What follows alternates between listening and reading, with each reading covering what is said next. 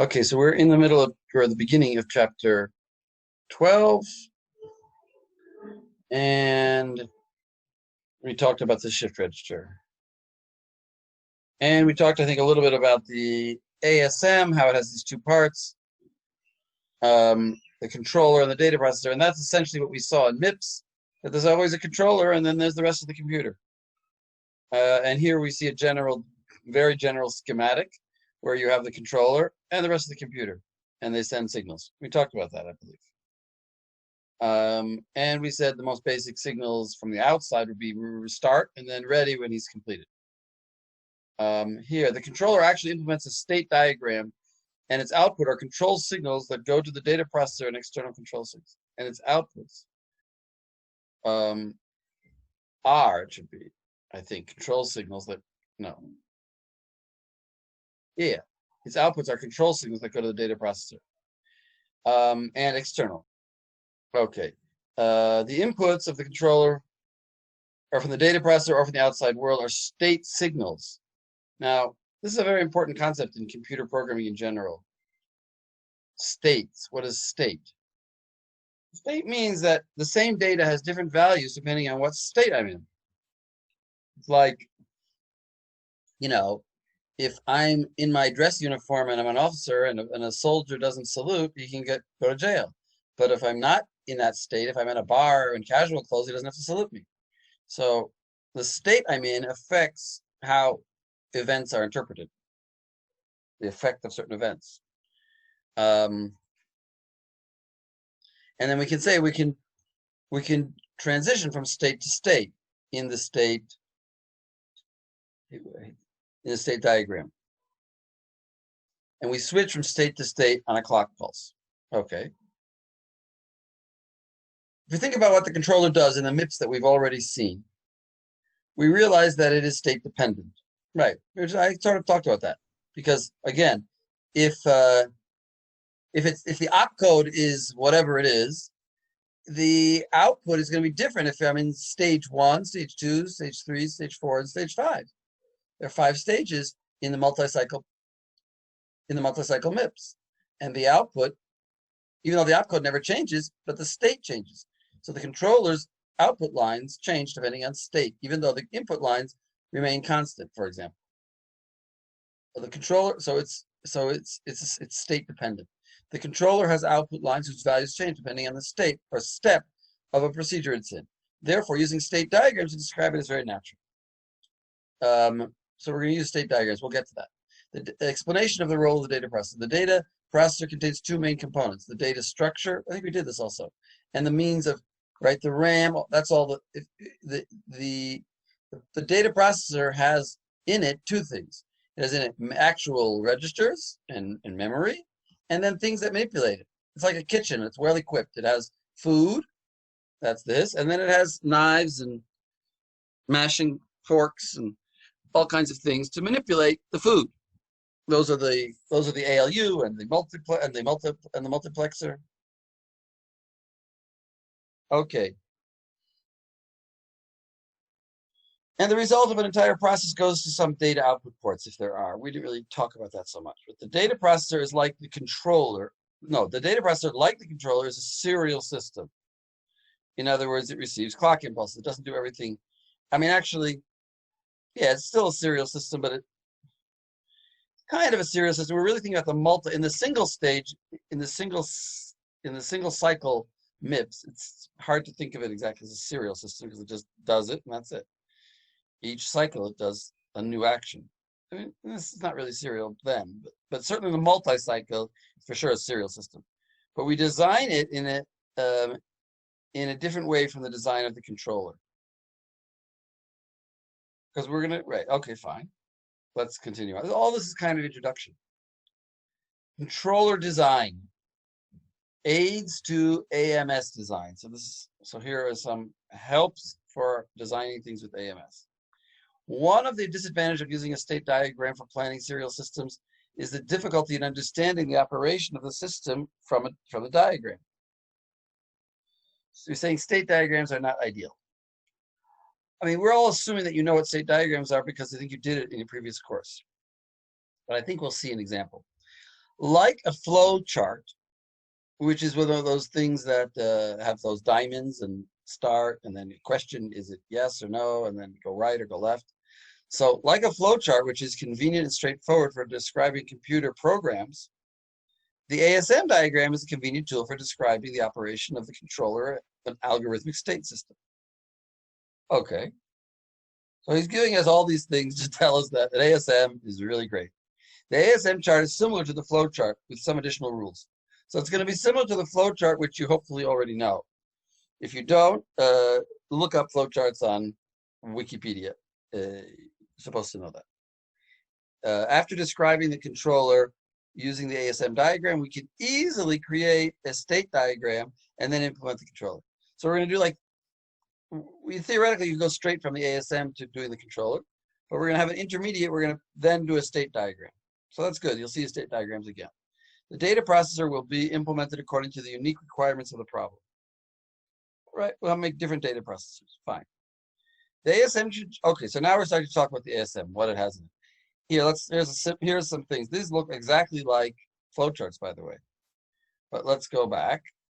The ASM contains two components. A state box, okay, is the first one.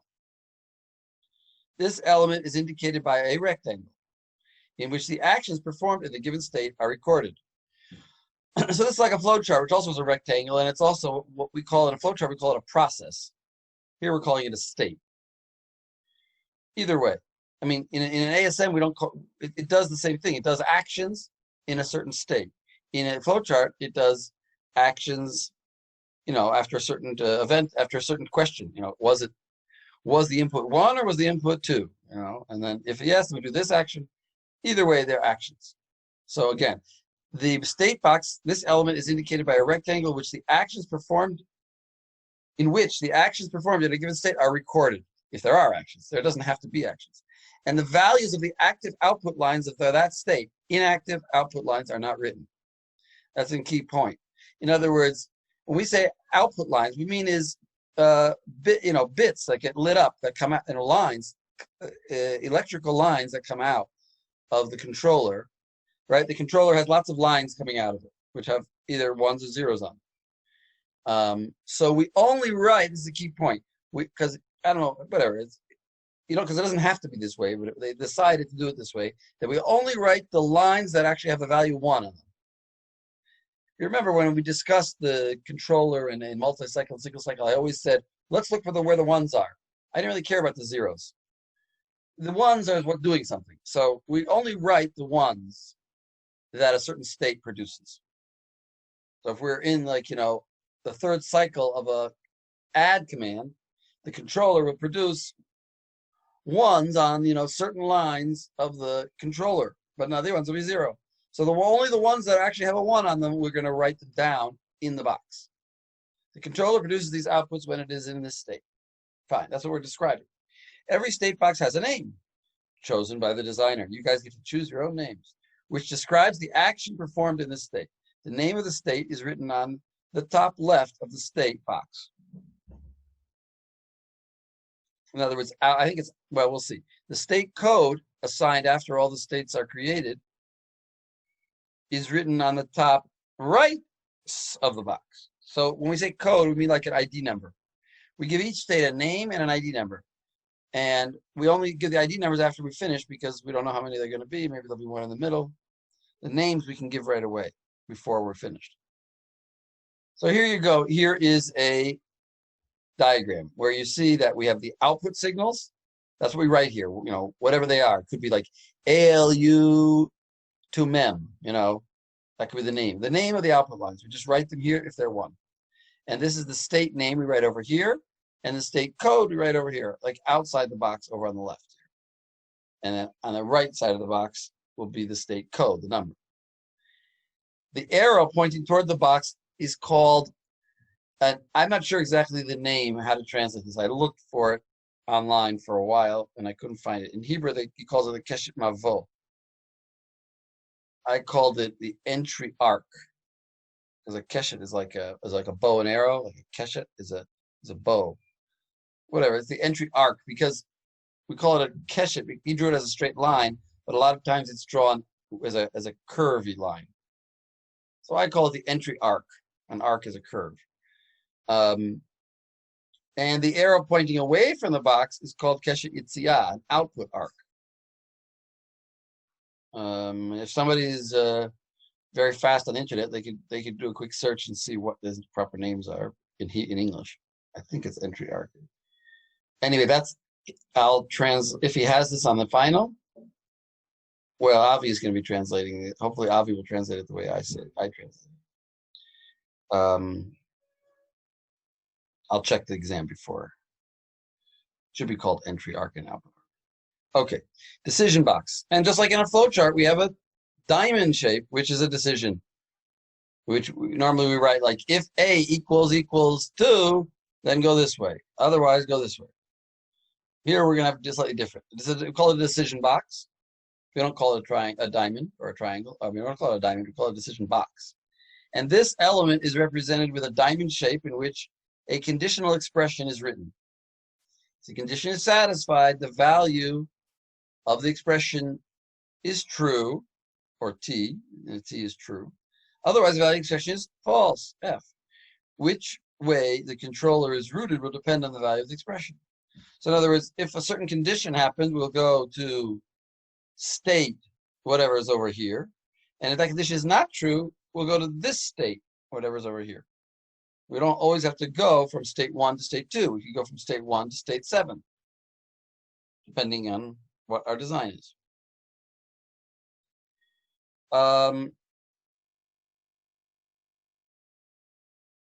Yeah. So let's start with this system. Now, this system is, here is our controller, and here's our data processor. And notice we're drawing the data processor, the data path or data processor. We're drawing it without the details. We don't see an ALU in here. We don't see a register file. We don't see all the things that are normally in a data path. And we don't know exactly where all these lines are going. But they're going somewhere in the data processor.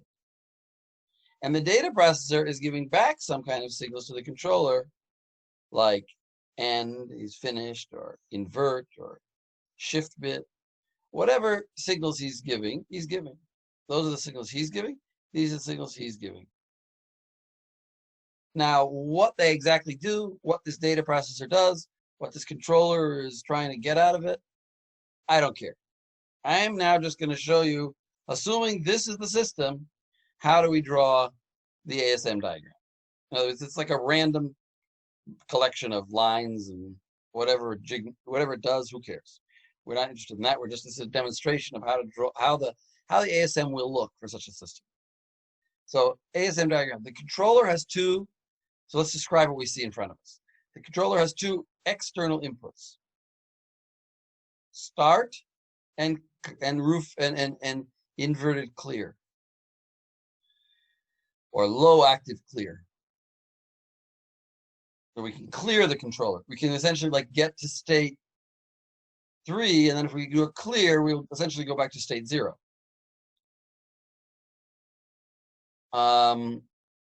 And a clock. It also has a clock as an input, and it also has one output. The output is this ready, and he says, I'm finished. We didn't really see that in MIPS. But like I said, it's like a 1960s computer that in the old days used to say, like, ready, print on the screen, ready, like it's finished, it's whatever you asked it to do. It also has 6 internal outputs, right? These are internal. Why internal? Because the whole system, you can imagine a dotted line around this whole thing. This whole thing together is the system. And these are and anything that goes outside of the dotted line, which is imaginarily here, is external. So these are internal systems. So it has internal outputs, 6 of them, and 6 internal inputs, which it gets from the data processor. Inputs to the controller are actually conditions in the decision box. And the outputs are the outputs from the state box. In other words, essentially the controller is going to use this end. Why is he getting it from the data processor? Yeah. Oh, yeah. Yeah, thank you. I can't help you right now. Well, I know I can help you. Mama can help you. So later, she'll help you.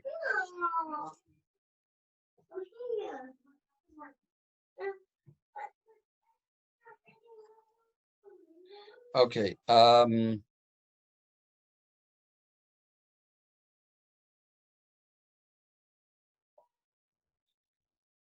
outputs are outputs from the state box. Okay, outputs are outputs from the state box. Right, these outputs are stuff that I'm explaining these inputs. In other words, when we have a question over here, the question will be something like, did I receive an end signal? Did I receive a 1 on line N? And here's line N. And if I receive 1, then I'm going to do whatever I'm going to do. So these are the inputs. That's what it says here. They are conditions in the decision box, whatever is here. Note, any input signal is active when 1. So an inverted signal written with a line above it is active when 0. So we know that. Are you guys following? Maybe I missed it, but the clock is not considered an external input? Yes. You're right. It's sort of arbitrary. We could have thought of it as internal, but it's external. I mean, why do I say that? It said Because it had 2 external inputs, and that was clear and start. So what does it consider clock? no, it means yeah. Well, maybe we're trying intentionally to be fuzzy on that. This output is also external. Whatever's in this first sentence here are all external. Everything else, the internal is what between these two. Internal must be between these two. Clock is an external input? That's what I said, and I'm saying it Okay. again. Thank you.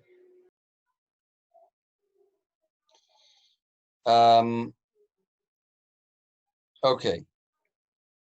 Now we have a diagram of that. Let's see what the diagram looks like. Diagram.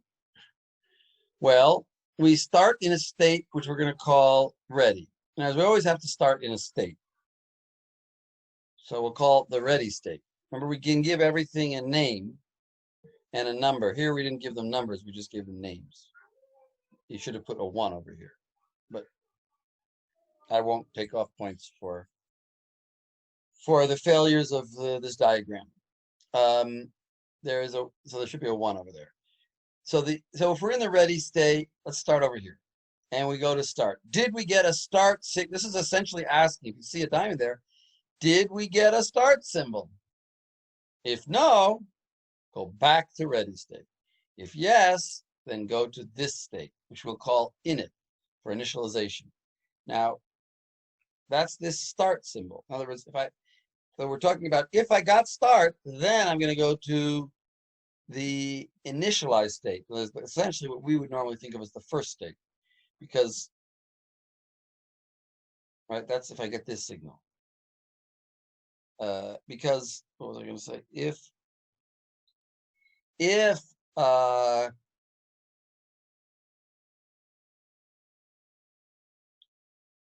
right, in other words, I'm going to stay in this ready state essentially indefinitely until I get the start signal. That's what we're representing here. That's what this diagram means.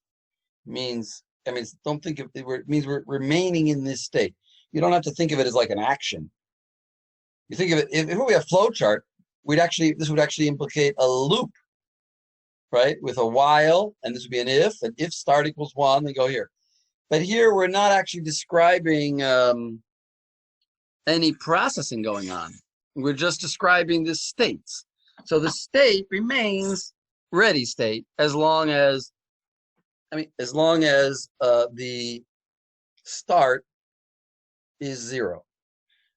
So again, we're not actually doing a procedure like you would think of in C++. That's a little bit confusing when you try to compare this to a flowchart.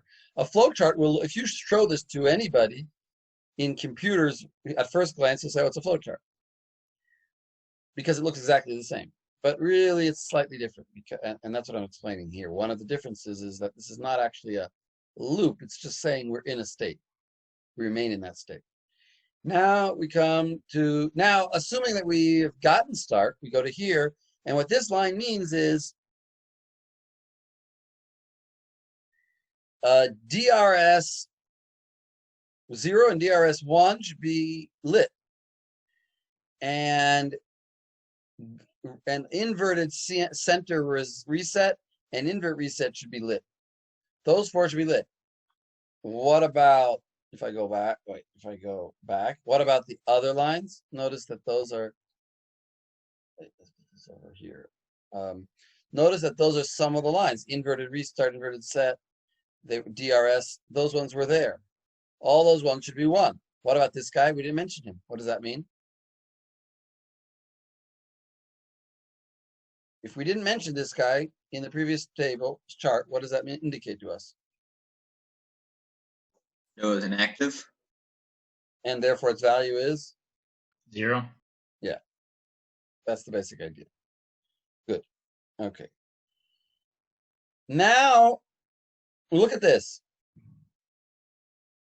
On the next, you see, when the next thing we do is we go to a new state.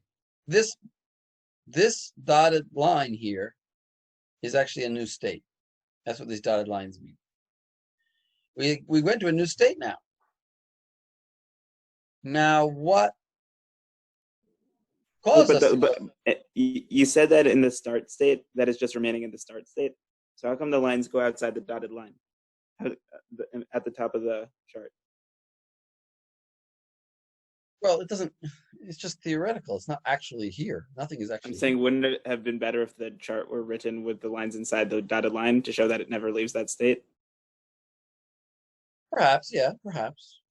Yeah, I hear you. Let's see. Let's see how other people drew these things.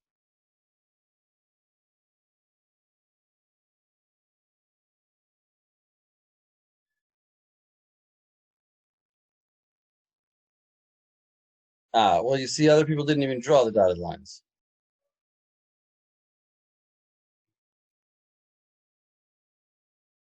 You see, they didn't even draw the dotted lines. Here's one.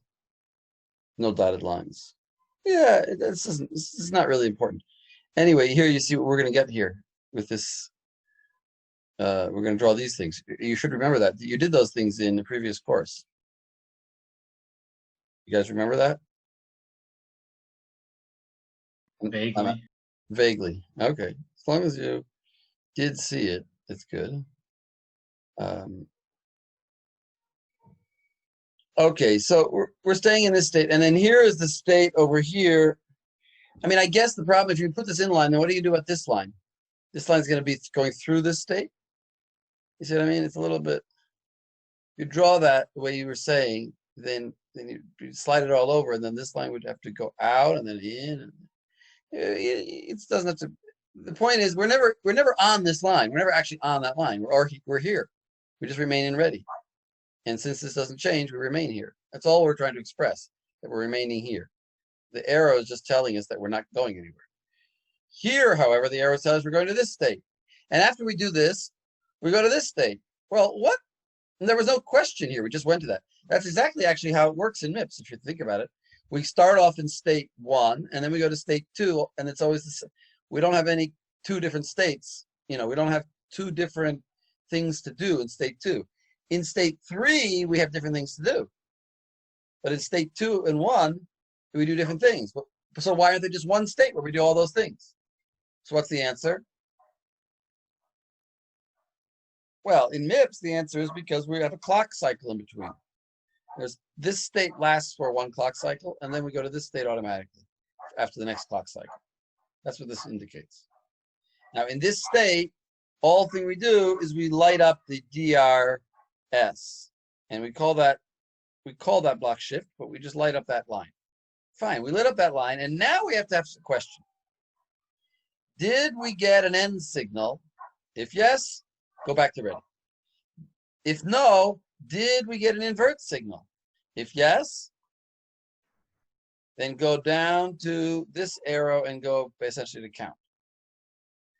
If we didn't get an end and we didn't get an invert, then did we get a shift? If we did, then we go to this state. If we didn't, then we go here. So if we didn't get any signals, we'll be going to this state. Everyone sees that?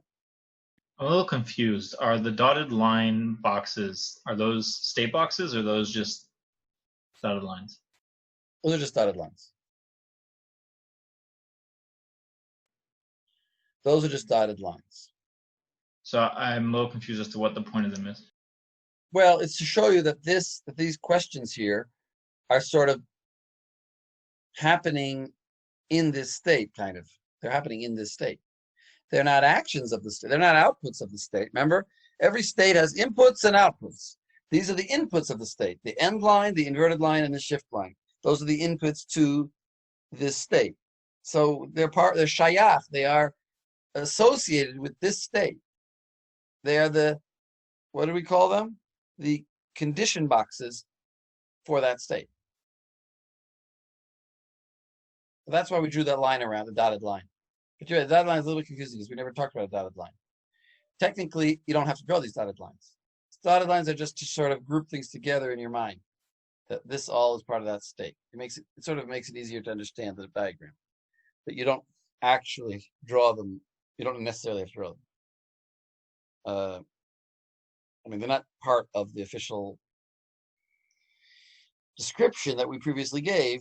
We said there's only two things in a state diagram: a state box and a condition box. Okay, so if it's all false, which state are we going to go to? What's the name of the state we'll go to? If we got no signals in this state. We're in state shift, and we did our DRS, we lit it up, and we're checking to see if we got any signals from the data path, and we got nothing. Everything is 0. Where do we go? What state do we go to? Count. Count, exactly. Because we got a false here, a false here, a false here, it takes us down here. We'll also go to count if we got a false and then a true on this line. But if we got a false, false, and then true, we'll go to this other state called invert. Okay, so let's say we got that. False, false, and true on this line. Okay, this is the rakaz of our course. Let me just take this quickly. Hello. לא, זה כן עבר את הרער, אבל כשניסיתי לפתוח את זה, זה לא נפתח. לא יודע. אוקיי. כן, בדיוק. לא יודע.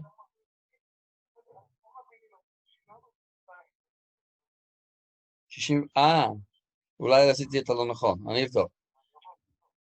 אוקיי. ביי. בבקשה. Yeah. Oh, just a second.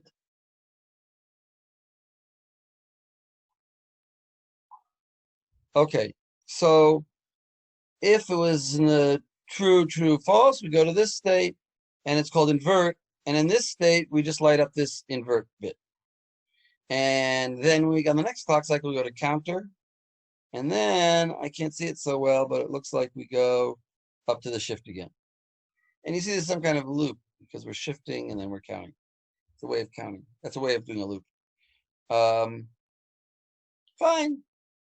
Ich weiß nicht. I mean, you couldn't have seen everything that I did up till now. In other words, that diagram was not apparent from this picture. This picture just shows me the physical structure. This diagram is a possible ASM diagram that would relate to this physical structure. But this structure, I have no way, I can't derive from this picture that in these states I do these things. That's just given in the diagram. You understand what I'm saying? It's not like you can convert this into this. This is this. This is just the physical situation. This is an example of an ASM diagram for a controller. Or some controller, for that controller, this could be a possible ASM diagram for it. Okay. Now we have the actual explanation of what I hopefully just told you correctly. And it says only active ports are listed. The other ports that do not appear in the state they are inactive. Fine, we said that. Idle state. That's the state, the initial state where he calls it a state. In other words, this state is right. It's called idle, and that we just sit here. And here, so this would be state 1 really. And this would be state 2. Fine, but we didn't talk about that in MIPS when we talked about MIPS because we just assume we're in state 1. We start off at 1. We're not talking about idle states. Okay. This is an initial state where the ready port is active, i.e., our output line is active. We're saying, yes, I'm ready. The rest of the ports are inactive.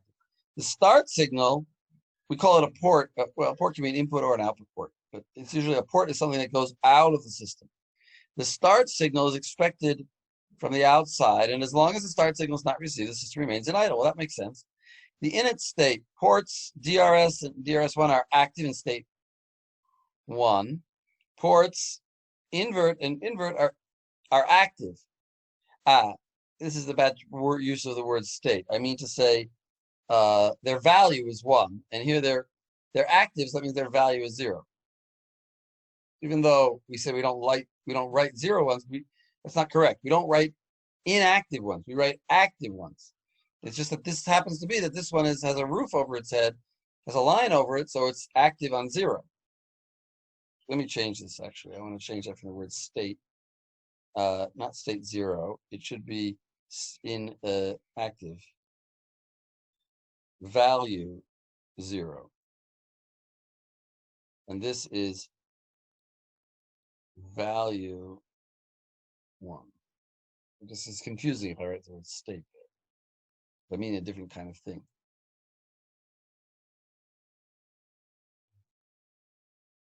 Okay. The shift state, only the port DRS 0 is active. The entrance end and share bit and invert bit from the data path are checked and are acted upon according to the ASM. Right. This is all we explained. The invert state, only the port invert is active, right? We're just explaining that, right? Only this one is active. And the count state, only the control C clear is active. We see that in this diagram. Fine. That's all what I explained. Defining an ASM. The ASM block. Defining an ASM block. The ASM block is a structure that contains only one state box and all the decision boxes that are related to it. So that's the dotted line. That's the dotted line, an ASM block. The ASM block is a structure that contains only one state and all the decision boxes that are related to it. That's what we just saw. That's what we were talking about before. This dotted line has a state box and all the conditions that are related to it. So it's the first thing that that the information goes to when it goes into a state. I don't know what you mean by first thing because there's no second thing. Well, it goes into the conditionals after. No. These arrows are not data. These arrows do not represent data. These arrows represent our conceptualizations of behavior. It's like if I wanted to describe how to make mashed potatoes, I would say first peel potatoes, then boil potatoes, then mashed potatoes. So I would have boiled potatoes peel potatoes, goes to boiled potatoes, goes to whatever, mash them, go to add butter. There's no data traveling here. I'm just describing what I do. I'm just trying to demonstrate that I do this after that this is an order here. The arrow just represents that there's an order, that it's sequential. There's no actual data going here. It's not that data then translates to here. In this state, I peel potatoes and I check, do I have enough potatoes? Do you know, if not, then I buy, then do I have more in the refrigerator? If not, then go to the store, you know. Whatever. I have conditions that I do in this state that are part of, but it's not information. It's just, and it's not even, the truth is, it's not even sequential. In this state box, these events are simultaneous. It's not sequential. I'm doing everything in parallel, because look at this picture here. I'm putting these signals and I'm receiving these signals. It's not like this happens first and then this happens. I'm getting this, I'm putting out this and getting this at the same time. That's what happens in that state. Does that clarify for you? Yeah. So we call this dotted box a ASM block. Now there's not a box, but a block. Every block has in it one box, and a number of states, and a number of conditions. It has one entry and a number of exits, because we can go right, left, you know, like we saw. For example, the previous example, the blocks are indicated by dotted lines on the chart. But you see, you don't have to draw the dotted lines. Even if it wouldn't have the dotted lines, we would still say that this is the block, because we would everything until we get to the next one. So that's what I'm saying. You don't have to draw the dotted lines, but it helps you to understand the picture.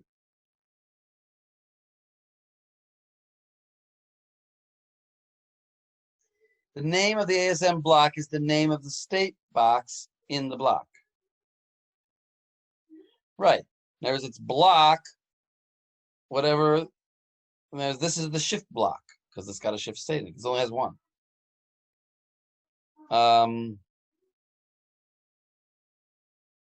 The ASM block represents one state of the controller. And that's a little bit of a confusing sentence, because the state box should represent it. But now we're saying the block also represents it, because the block just includes more stuff. It includes the input also. Switching from state to state depends on the clock cycle. Oh, that's what I've been saying, and that's what we were waiting to hear. In other words, if you go back here, you could say, well, this state, I always go to this state. So why is it two separate states? It's just in this state, what happens between here? Why do we divide it? There's no other option. The answer is because this is what I do for the clock cycle X. This is what I do for clock cycle X plus 1.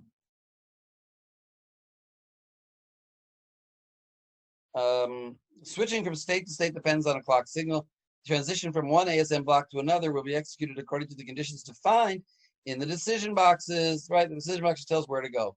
When an ASM block has no decision boxes, then we move unconditionally from state to state, which is perfectly valid. In fact, in the MIPS that we saw, that we understood, if you think about it, there were no conditions. There were no signals that came to the there were no new signals at least. He's constantly getting the operation code, the op code. But right, so actually there are decisions there, because he's getting the operation code every time, and every time he's deciding, oh, if I'm in state 3 and now the operation code I see it's an add, so then I'm gonna do this. Okay. The advantages of ASM charts versus the state diagram. The symbolic, it's a little bit, I'm sorry, my slides do not have, I should show you, but it'll be a waste of time, but I should show you state diagrams again, although you should know them. And I should show you why it's better, why it's better. But now we're just comparing them without you seeing the state diagrams, assuming that you've already seen them.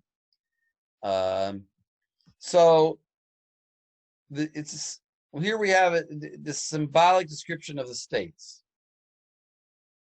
in an ASM, we write only the conditions and exit signals, because we don't write also the zeros active in each state. For example, in the above diagram, the controller output ready is marked as idle only. If the controller output ready is marked as idle, that doesn't make sense, that sentence.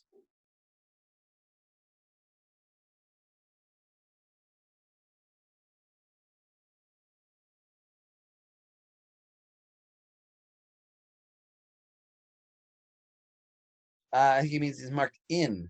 In other words, this ready here, why don't we talk about it all the time? We only talk about it over here that we say, that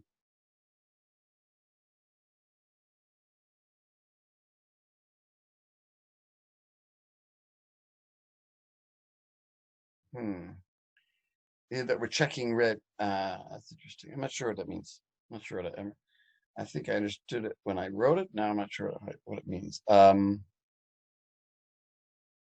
Controller output ready is marked as idle only. This means that ready is active is equal to 1 only in the idle state. But in all other states, it has a value of 0. And as we're talking about this ready, this line ready here is written here. How come it's not written here and here? Because in those states, it's 0. He's not ready. So since it's 0, we don't write it.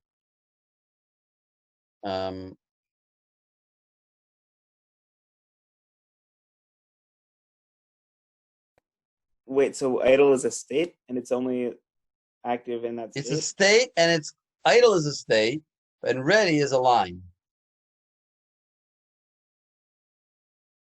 So the ready line is only used in the idle state. No, we're saying that in the diagram, the controller output ready is written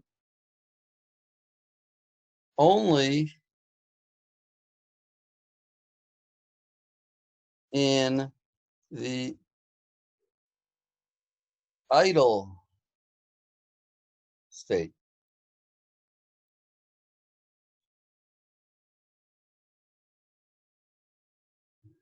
As we didn't write ready equals 0 everywhere else.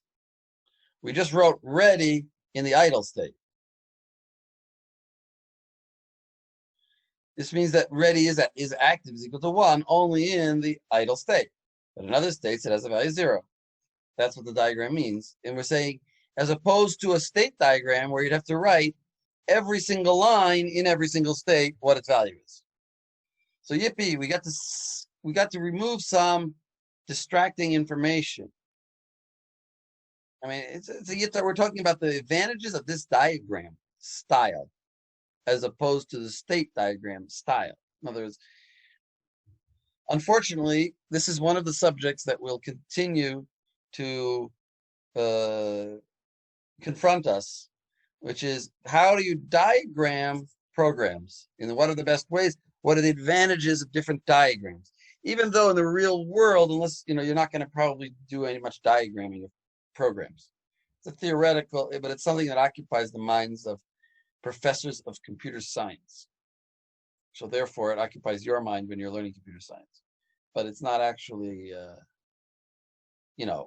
which diagram is better. Okay, he's saying the advantage of this diagram is that we only wrote the ready when it was active. Well, we knew that already.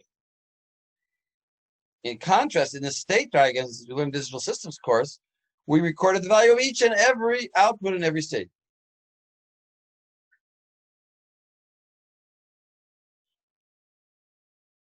The ASM diagram is more understandable than the state diagram. I love that. He just writes that. I'm translating, so he just wrote that as a pronouncement. And I suppose if you looked at a state diagram, you'd agree with it. I thought in the state diagram there was only one output, like a 1 or a 0. Maybe you did simple ones where there was only one line. But no, you would have to, for every line, you have to say what its value is. Okay, I guess that makes sense. Yeah. Turning the diagram back into a state diagram. So now we are going to see a state diagram. From the ASM diagram, you can see that, remember he said this is what he's going to do. He's going to first write the ASM diagram, then make a state diagram, and then show you the implementation. So now we're going to do that part. From the ASM diagram, you can see that there are 5 ASM blocks, as mentioned above. Each ASM block is suitable for one controller state. Following diagram is the controller state diagram. This is what? This is a state diagram. You've seen, this is a Mealy. Isn't this like a Mealy diagram?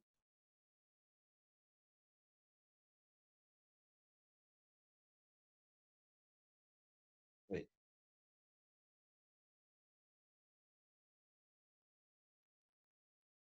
Okay. I don't know why controller state diagram. So here we have a state diagram. Wait, can we look at it for a little bit? Yeah.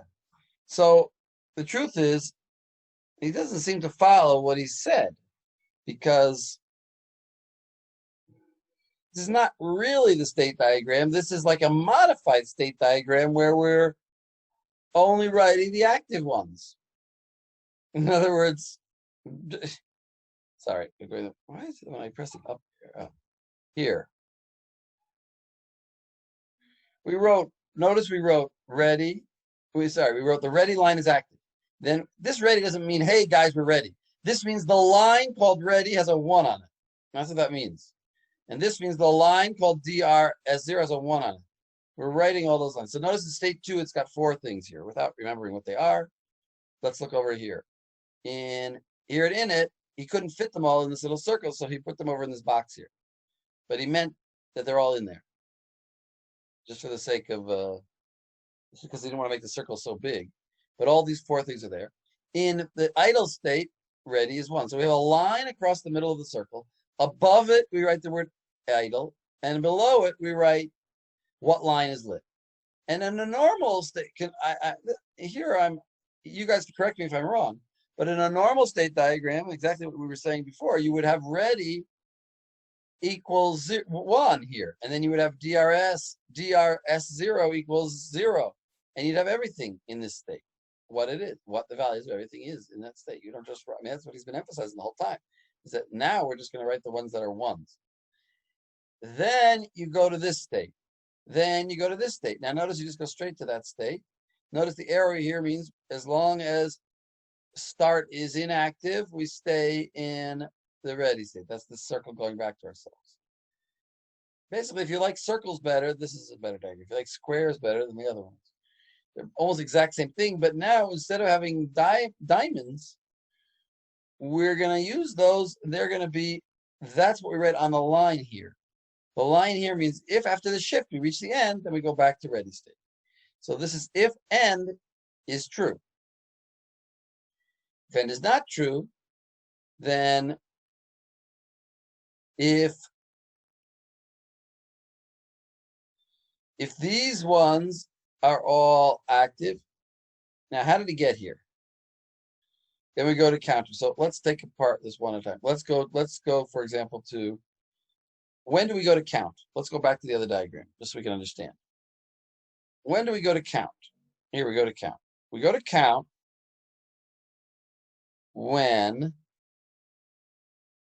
wait a second. Actually, count is a little bit complicated. Because, well, let's see, so count. When do we go? We'll start with the complicated one. When do we go to count? How many possible ways can we get to count? 1 or 2? 3. 3. Ah, good point. 3 ways. It was a trick question. Not 1 or 2, 3. From here, and from here. So let's talk about each one as we go. Let's say we are coming this way. No, yeah, count. Well, no, I take it back. You're wrong. Sorry. No. You misunderstood me. I said the question wrong. My fault. I said the question wrong. How many ways can you get from state shift to state count?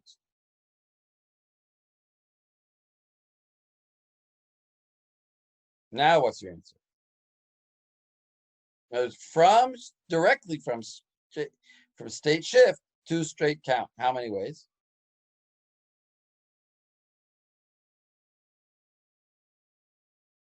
Two. 2, or here, or here. Because this way does not, this output here does not take me to count. It takes me to invert. And only from invert can I go to count. But I'm only interested in, if you go back, I'm only interested in those two ways of going from shift directly to count, which is what I see over here, shift to count. It's true that I can get from invert to count, but we're not talking about that right now. We're talking about this, shift to count. There's only 2 ways. So, sorry. Yeah. So, how can I get there this way, the right-handed way? I can get there if end is false, invert is false, and shift is false. Shift bit is false. And invert and shift bit all have to be false, and I'll get there. Let's see if that appears in the diagram.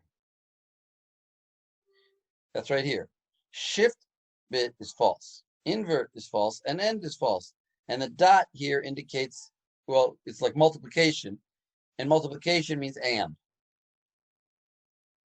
But look at this plus here. The plus means or. There's another possibility. Let's see what it should be before we look at it. The other possibility should be that I got there because end was false, but invert was true. Let's see. End is false, but invert is true. So we've expressed in a, how do you say, a mathematical representation, the circumstances which will lead us to go directly from shift to count. What are the other possibilities? Wait, what if invert is true but the shift bit is false? Invert is true. Well, let's go back here. Over there it says it will go to count. Invert is true, then I don't care what the shift bit is. True? Once invert is true, I go to here. I don't look at that. Right, but in the state diagram it wouldn't go anywhere. Invert is true. Why? Because if invert is true, it would. I'm talking about the state diagram. As long as I know what you mean. As long, yeah, in the state diagram. You mean the state diagram. As long as end is false and invert is true, I'm going to go here. I don't care what the shift bit is. So I see that exactly here. As long as invert is true and end is false, I'm going to go here. I don't care about any other bit. This is an OR here. But Once I have this met, oh, that's I'm an OR. there. Okay, I didn't see that. Okay. That's an OR. The plus is an OR. Once I have this condition met, I jump here. I can ignore this whole thing.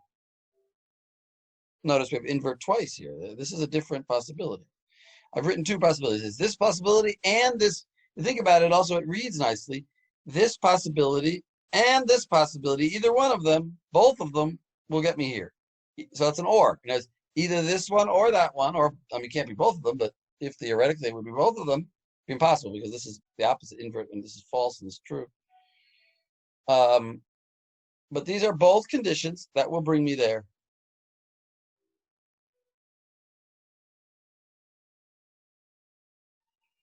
But there's other possibilities if I'm in shift.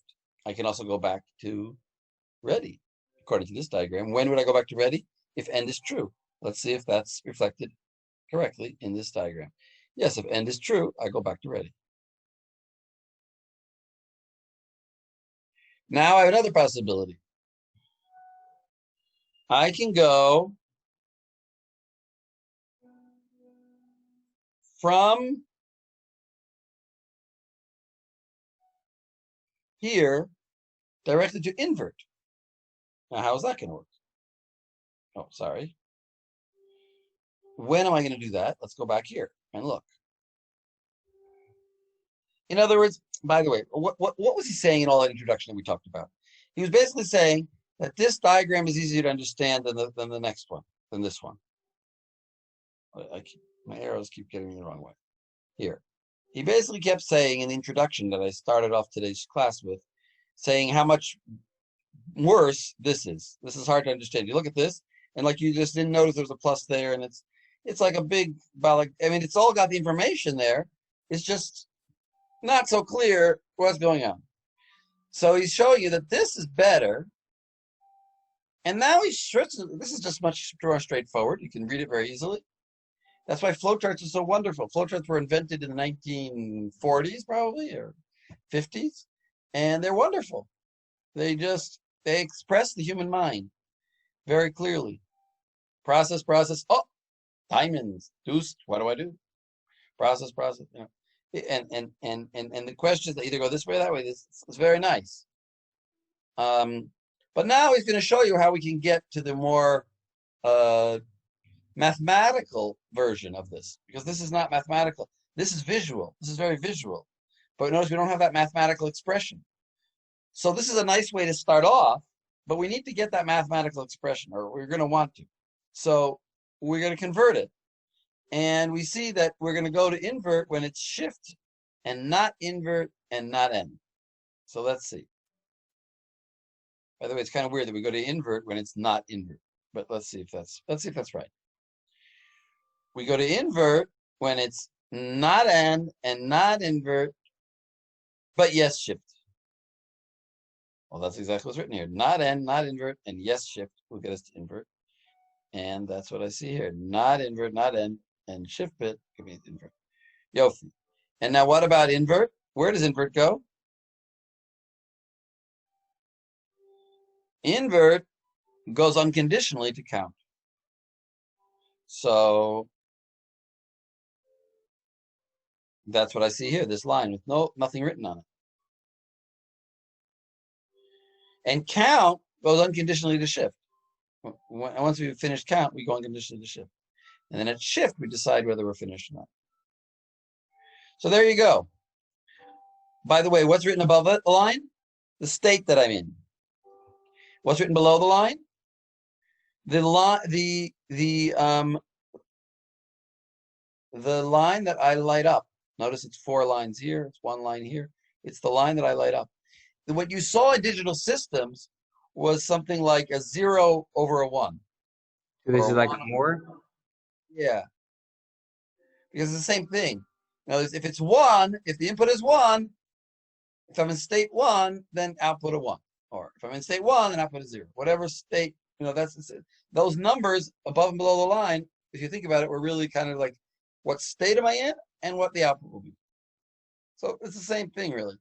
Just now we're using it more about states. There we're using it more 1s and 0s. Okay. Now we got this thing. How to create a state diagram from an ASM diagram. Well, we just did that. We will refer to the transition from a shift to, we will refer to the transition from the shift to different states. The ASM diagram shows the shift block has 2 ways out. I just did all this with every single one. Here I'm just doing it with one of them. But I just showed you how it all converts. Transition from the shift block. Okay, I explained all this. Now we're getting into the arcs. Notice what we did here. We called the arcs by Hebrew letters. Aleph, Bet, Gimel, Daled. Now, why is there a Bet and a Gimel here? Maybe one of them is this. Let's see. Because they're two separate conditions. There's two different ways to get to the count. So we're not giving the arcs names. We're giving the conditions names. Fine. It's essentially there's 2 arcs here, because there's 2 ways I can get here from here, or either this condition or this condition. So, and what about this one? We didn't write. What about this one? We didn't give. Why didn't we give this one a Hebrew letter? Because there's no condition, but it's an arc. But it's automatic. Let's see.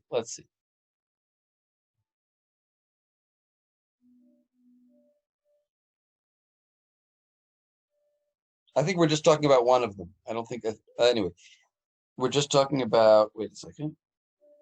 Wait, where does Aleph go from?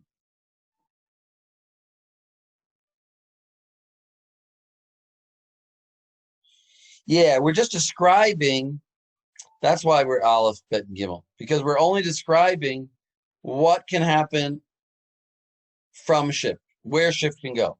Shift can either go here, or shift can go here, or shift can go here. And we're not describing what happens after count. We're describing what happens after, we're only describing after shift because he's the most interesting one because he has all the possibilities. Although idle also has two possibilities, but he's the more interesting one. So that's why we chose to put Aleph on these lines, because those are the possibilities for venturing forth, for leaving this state. So that's what it says here. We will refer to the transition from the shift to different states. That's all we're going to talk about. You could theoretically describe any other of the transitions. Note the transition from the init block and from the count block to the shift block are unconditional. They do not contain any decision blocks. Okay. Therefore, the arcs from count to shift and init to shift are unconditional. Well, yeah, fine. So we're talking about the ones that have conditions. The ASM diagram shows there are 4 transition states from the shift block marked by Aleph, Bet, Gimel, Dalet. Based on the decision block boxes, we will record the conditions of the 4 exit arcs from the shift state in the state diagram. They are marked in the state diagram as Aleph, Bet, Gimel, and Dalet. Fine. Arc Aleph. Arc Aleph is what? The transition from shift to idle. The transition in the ASM diagram from shift block to the idle block is dependent on the fact that end is 1.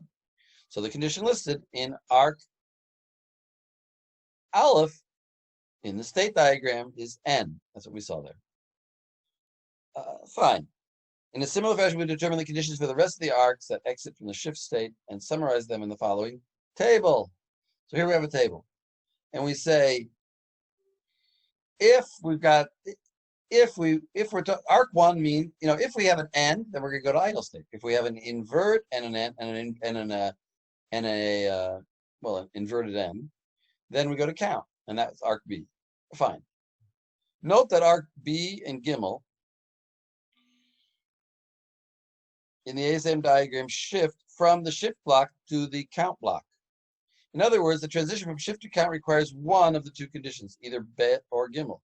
So we wrote in the state diagram the transitions Bet and Gimel on one arc, where the overall condition is condition B or condition Bet or condition Gimel, or what did I have written there? Or is written by a plus, or between operations, or operation between conditions. Fine.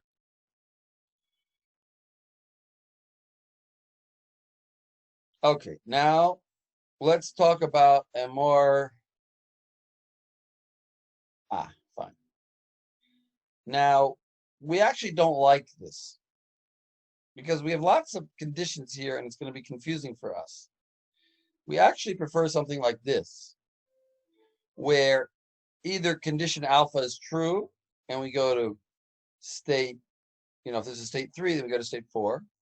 Or if alpha is not true, then we go to state anything, some other state. We'd like that. We'd like a one. In other words, we'd like to turn it into like a binary tree. Are you learning binary trees in your other course, data structures? Yes. Yeah. Yes. So we'd like to sort of put it in the format, because we actually, if you think about it, we could rewrite this as in a binary format. Instead of saying if all these conditions are true, they go here, we could make it longer and simpler. It's going to look like this in the end. Well, where's the end? Actually, we never actually do it, but we do it sort of. We do it here, kind of. But let's go slowly. To simplify the imitation, we will change the ASM diagram so that each block state has at most one conditional check. Each block will have only 2 transitions, possibly 1 unconditional transition too. Now, it could be 2 or 1 if it's unconditional. Transitioning to the following state or any other state.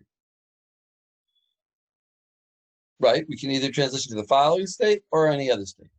A code is selected for each state and is written on the right side. In our example, X and Y are the state codes. Fine. Transition in the state diagram is represented here. And this is, if condition alpha, what did I get right here? If condition alpha is met, hard for me to read that because I get this. If condition alpha is met, move to state x plus 1. If condition alpha is not met, move to state y. Fine. Now you're going to say, well, wait a second. How can you reduce 3 states?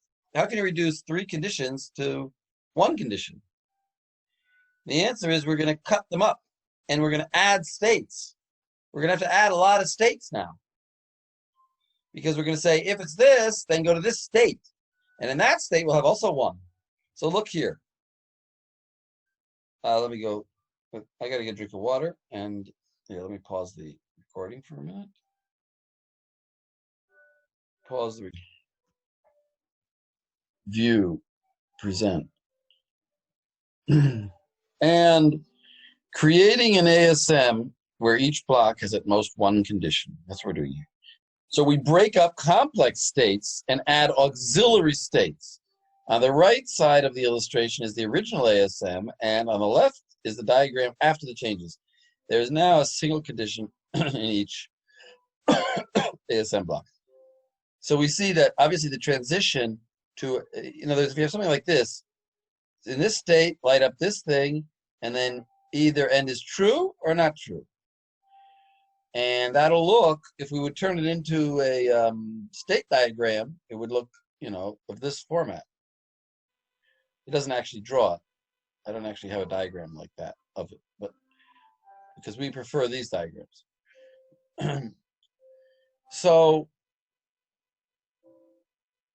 notice that we had in the shift, it was like this. Let's start with the shift.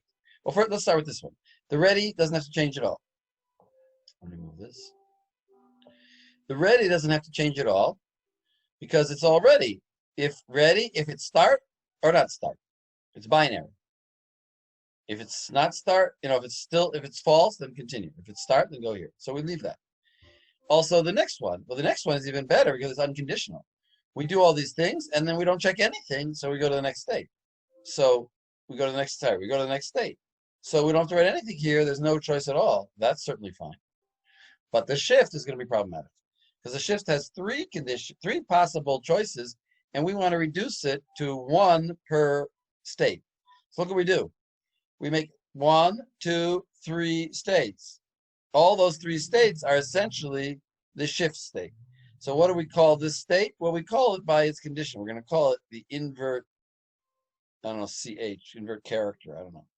And then the share bit, invert CH might be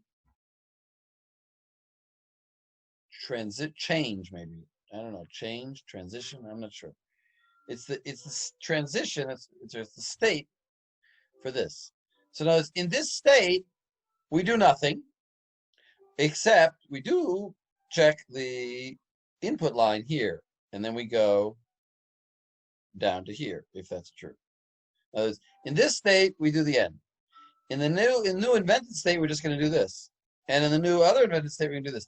Now, if each state transition is by a clock cycle, we have taken something that was 1, 2, 3, 4, 5 clock cycles, maybe, I don't know, and we've made it into much more, 7 clock cycles.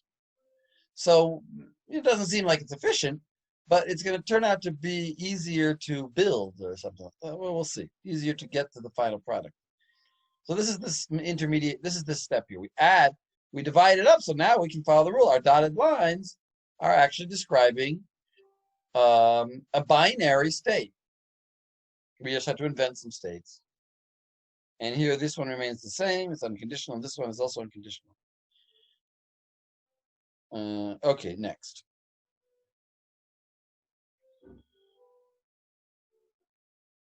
Okay, this explanation I just explained. Now, all right, we finished that topic for now. Just to understand that we'll see later why this is useful. But just for now, understand that these 2 are equivalent. I can turn it into a binary ASM. I mean, I'm calling it that. I don't know if that's the actual term. It's an ASM where each block has at most one condition. I call it a binary ASM. And this is a regular ASM. We can convert it. Now, another topic. A general description of the controller's implementation using a ROM counter and a multiplex. So here we're doing a very interesting thing. This is actually the most interesting thing of the chapter, I think, which is we're going to show you how to use ROM memory, a counter, and a multiplexer to actually make a controller now. Because there are two ways of making a controller. The first, most obvious one that we thought of was lots of logic gates. True? Logic gates, you know, we did one in chapter whatever it was when we did, I forget, maybe 7 or no, it must have been 7. I don't know. There was one of the chapters back there, maybe 6, maybe 5, maybe 4, where we showed how the controller works with ands and nots, you know, essentially ands and nands or whatever, ands and nots, and we showed how we can get the lines that we want based on the operation code, based on the op code. And that's one way to build one. That is a valid way to build one. But now we're going to build one in a much more clever way, and that is using ROM memory and using a counter and a multiplex. So let's see. At first, let's explain the operation of the counter we will use, which is an existing off-the-shelf component. We'll use a modulo 16 synchronous up counter.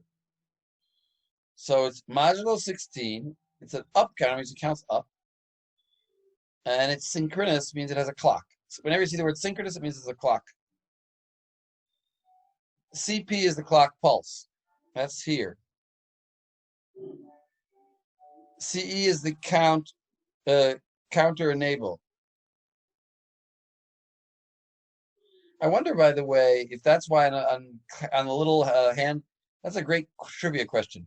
Why on hand pocket calculators do they have CE for clear? Why not just C? What's CE? Maybe it's clear enable. Maybe it's because of the original people who, the first computers, you know, were calculators. MR is reset. I'm calling it reset. We saw MR before.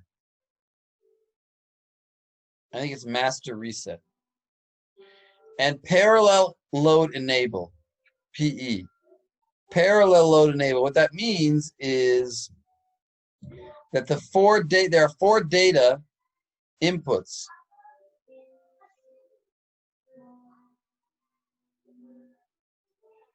Four data inputs, D1. In other words, when I do parallel enable, what it means is all 4 inputs, boom, come in at once. That's called parallel as opposed to serial inputs. So, but it only happens when I do PE enable. If I do PE not enabled, then I'm going to ignore the input. It won't come in. There are 4 data outputs, Q0 through Q3, which contain a counter value. In other words, it'll be 0, 1, 2, 3. There is also a TC output indicating the counter edge. It means that, well, we'll see what that is. We'll see what that is in the continuation. Okay, behavior. How does this thing work? So, again, this is an off-the-shelf thing, so we can use it. We don't have to explain how it's built. But let's say like this. QN indicates the current counter output. QN indicates little qn previous counter outputs for the previous clock. So let's look at this part here. If the current output is going to be the previous output, that's what this means here, if it's saved state. If it's saved state, if I want saved state, which means that's what I want. I want that the previous output will continue to be the current output. That means the clock cycle will keep coming, clock, clock, clock, and I'll just keep getting the same value. I won't count. That's what this, I'm just explaining what this means. The Q indicates the current counter outputs. Little q indicates the previous one for the previous clock. So the current will be the previous. And what will get me that? If on line reset I have a 1, in other words, don't reset, because remember it's active low, I don't want to reset. Notice, by the way, When the line's on top, that's when it's active low? yes, the line on top means active low. I don't know how I was able to draw that, by the way. It must have taken me a long time to draw that. I probably drew it by hand, but I don't know how I figured that out. Anyway, by the way, this took me to create these slides. Took me like, days and days of work, maybe a week of every day only doing this, or maybe a month of doing this 2 days a week. It took me a long time to make these slides. In any case, that's what this save state means. How do I get save state? I got to light up all these things. I got to light up, put a 1 here, a 0 here, a 1 here, and here I don't care. Here it doesn't matter what I put. So I have to have a 1 on reset. Well, that's obvious. I don't want to reset. Then I won't get the previous state. I'll get 0. That's what this means. This means reset is 0. Everything else is don't care. So I'll get 0 on the output lines. Now, what does this mean? CP, we said, is the clock pulse. So what that means is on the clock pulse, I will get the result. That is, I'll put this in now, and on the clock pulse, when the clock hits, boom, I'll get the 0. Here, I don't have a clock pulse because the state is just it's gonna be constantly there. I don't need to wait for the clock pulse theoretically to get the desired output. It's immediately there. It was there anyway. Nothing changes. So by everything else, it's going to change. Now, what's parallel load? Parallel load, obviously, the reset has to be set to 1. I don't want to reset it. And I'm only going to get the parallel load. It's only going to come in on the clock pulse. Fine. So I set this up. First, I set up the data. I set up a 1 here and a 0 here to indicate, yes, I want a parallel enable. In other words, remember, it's active on 0. So I put a 0 here. And of course, I need to have the data on the D lines. Remember the picture. The data has to be here. And then boom, the clock comes. That's what this means. On the clock going up, and the data comes out on the N lines. Data from, no, sorry, it doesn't come out. It goes in. I get the data, I get those 4 digits into this ROM. Well, a counter, sorry. It's a counter, it's not a ROM. Sorry, counter. So a counter, by the way, obviously stores data. It obviously has flip-flops. Because if it counts, it knows what it previously was. It was 3, 4, 5.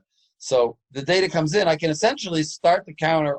What this means is I can start the counter off at 0 by putting in this, or I can start the counter off at 312, Well, 4 bits can't get me to 312, but I can start the counter off at, up to 16. I can start it off at 15.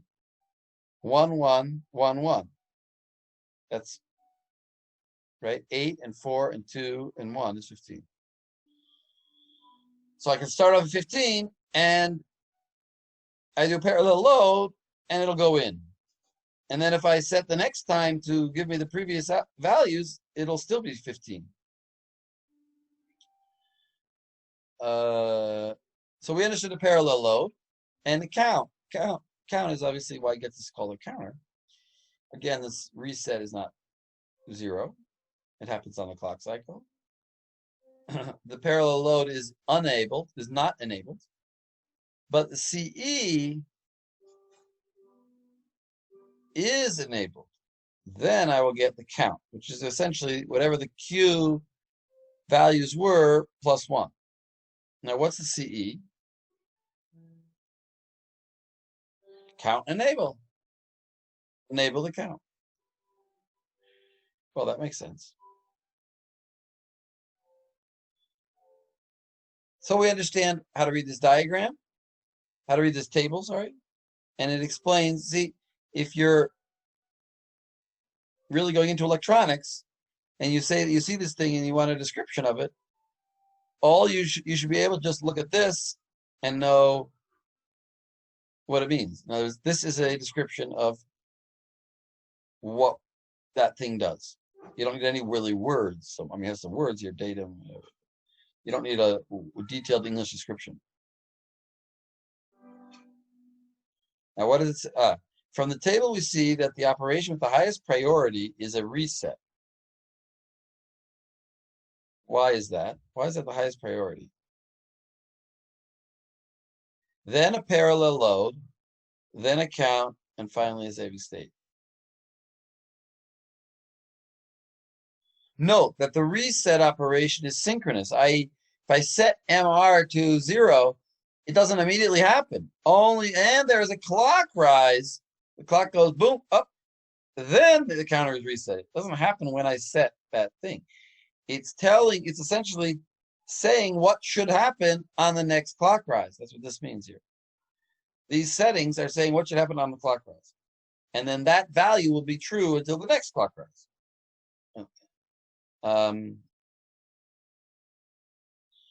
Parallel load occurs when, right, we said that.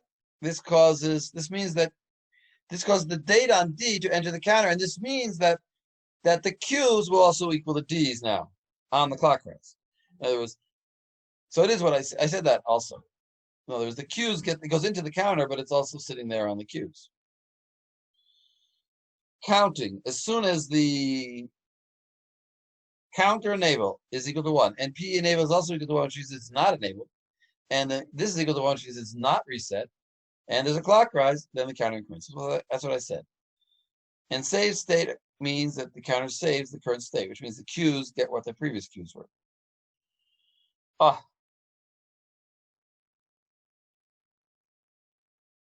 And now we're actually at the pièce de la résistance. But we don't only have 2 minutes to explain it, so let's see if we can. Illustration of a general implementation of the controller using a counter and a multiplexer and a RAM memory.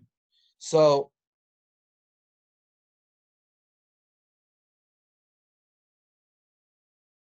well, we better stop here. Oh, here finally we have here's the state diagram, by the way, with a binary state diagram. Well, we'll see. Yeah, let's stop here. This is going to take a lot to explain.